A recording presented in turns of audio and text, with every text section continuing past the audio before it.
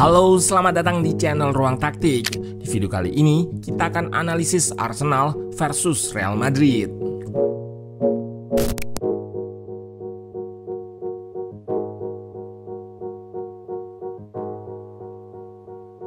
Tiga gol tanpa balas bersarang di gawang salah satu kiper terbaik dunia, Thibaut Courtois.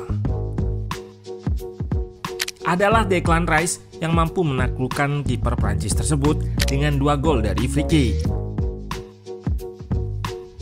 Ini merupakan gol pertamanya lewat tendangan bebas, sekaligus memutus catatan Arsenal yang belum pernah mencetak gol tendangan bebas langsung sejak September 2021. Menariknya lagi, ia langsung mencetak 2 gol. Secara statistik, sebetulnya keunggulan possession Arsenal tidak signifikan. Namun secara peluang, mereka lebih berbahaya.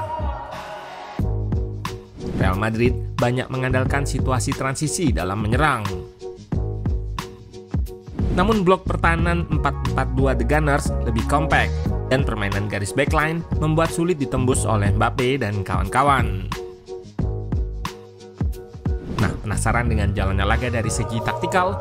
Let's go, kita bahas sama-sama.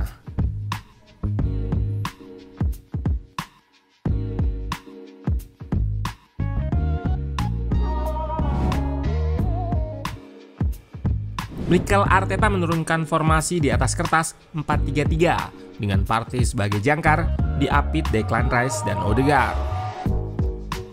Mereka memainkan Merino sebagai false nine di depan, diapit Martinelli serta Bukayo Saka. Sementara Real Madrid di atas kertas turun dengan formasi 4-4-2. Lini tengah diisi Modric dan Camavinga, diapit Bellingham serta Rodrigo. Lini depan diisi Mbappe serta Vinicius.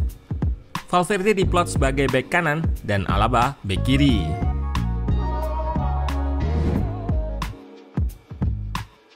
Dari data ketinggian aksi bertahan, terlihat Real Madrid cukup rendah dibanding Arsenal. Mereka lebih bermain dengan blok sedang ke rendah atau medium block ke low block. Ketika build up, Arteta menerapkan inverted fullback dengan Lewis Kelly yang masuk ke tengah menemani Partey. Ini membuat Declan Rice bisa naik dan ada 3 pemain di belakang midfielder atau lini tengah Madrid yang akan dijadikan outlet progresi. Mereka build up dengan shape 3 center back dan 2 gelandang di belakang.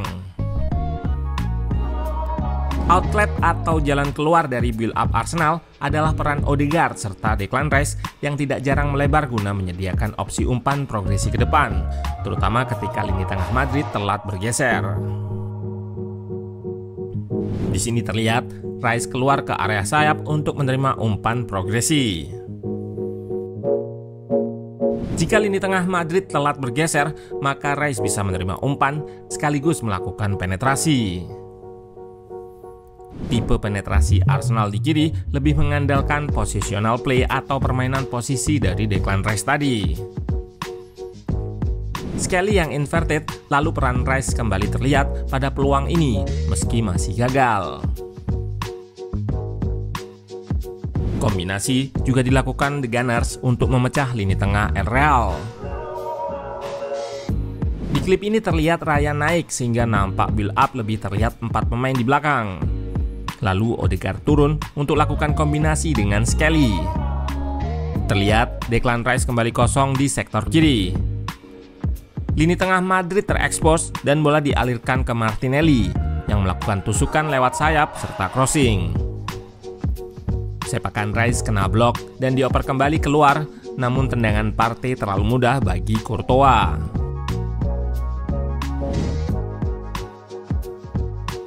Jika serangan di kiri mengandalkan permainan posisi dari Declan Rice, di sisi kanan Arsenal lebih menggunakan kualitas individu dari Odegaard maupun Bukayo Saka. Aksi individu Bukayo Saka sering digunakan untuk kreasikan peluang. Di sisi kanan, crossing memang lebih kerap digunakan untuk masuk ke kotak penalti. Tapi di babak pertama, peluang dapat dimentahkan. Sedangkan Real Madrid lebih mengandalkan momentum untuk serangan balik. Terlihat pada peluang pertama dari kesalahan Bukayo Saka. Vinicius lalu melancarkan counter. Sayang trivela pasnya masih bisa dimentahkan. Lalu serangan balik dari hasil rebut Bellingham yang diteruskan ke Mbappe memanfaatkan tingginya garis pertahanan The Gunners. Di sini, sayang finishing pemain nomor punggung 9 ini terlalu mudah untuk diamankan Raya. Meski mampu menahan gempuran, lini depan tumpul ini membuat game plan defense counter Real Madrid kurang optimal. Sebaliknya di babak kedua, Arsenal lebih menggunakan pendekatan berbeda, terutama di sisi kanan sisinya Bukayo Saka. Ia terlihat lebih banyak melakukan cut inside atau masuk ke tengah, dan hal ini yang membuatnya sulit dihentikan. Pelanggaran yang jadi awal terjadinya gol pertama pun terjadi. Jika kita lihat juga terjadinya awal gol kedua, sama. Saka bergerak dari sayap menuju ke tengah guna menerima umpan dari Odegaard. Ia melakukan penetrasi masuk lewat sentral yang kemudian dilanggar Camavinga.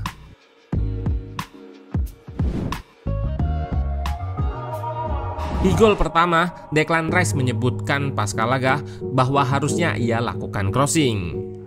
Tapi pemain timnas Inggris ini melihat pagar betis dan kiper.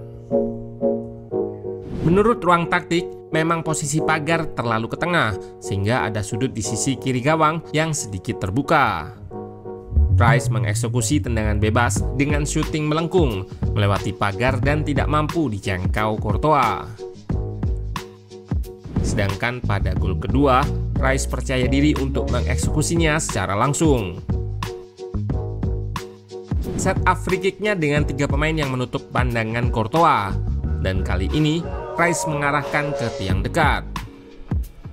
Menurut Thierry Angry yang berlaku sebagai pandit, dengan 10 kiper pun tendangan ini tetap sulit diselamatkan. Eksekusi yang sempurna dari Rice.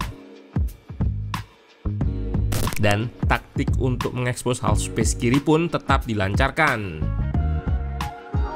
Positioning Declan Rice berada di antara fullback dan center back atau di half space. Partey punya ruang yang sangat lebar lantaran Camavinga harus marking Rice.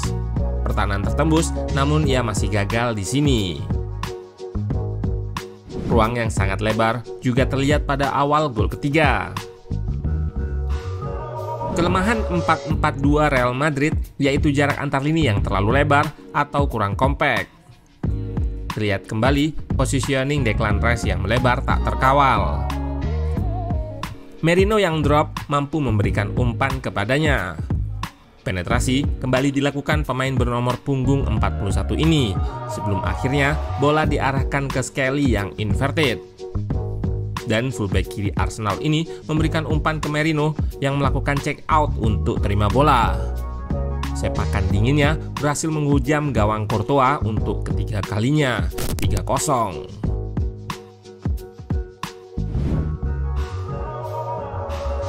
Dibandingkan Real Madrid, jarak antar lini ketika Arsenal bertahan sangat rapat atau kompak. Pada momen ini, shape 4-4-2 digunakan dan sangat rapat. Selain itu terlihat Arteta sangat mengantisipasi serangan sayap atau switch yang akan dilakukan lawannya. Jika kita perhatikan lebih detail, positioning winger tetap melebar meski bola berada di sisi lain. Jaraknya dengan pemain tengah pun jauh. Hal ini tentu untuk mengantisipasi jika Real Madrid melakukan switch atau perpindahan arah serangan ke sisi lainnya. Sementara di sisi dekat bola, jarak antar pemain sangat rapat. Jarak antar pemain yang kurang rapat bisa diekspos Mbappe dan kawan-kawan seperti pada peluang ini. Terlihat, meski jarak antar lininya rapat, terdapat gap antara Rice dan Partey. Bellingham melakukan lari ke ruang antar lini, diikuti Mbappe ke belakang lini, namun sepakannya masih melebar. Tentu, peluang tadi mengindikasikan bahwa lubang masih ada pada pertahanan The Gunners. Ancelotti mengamini bahwa permainan timnya buruk dan kesulitan dalam melakukan comeback. yang biasanya mereka lakukan pada 30 menit akhir. Katanya, siapapun tidak menduga bahwa Arsenal bakal mencetak 2 gol set piece.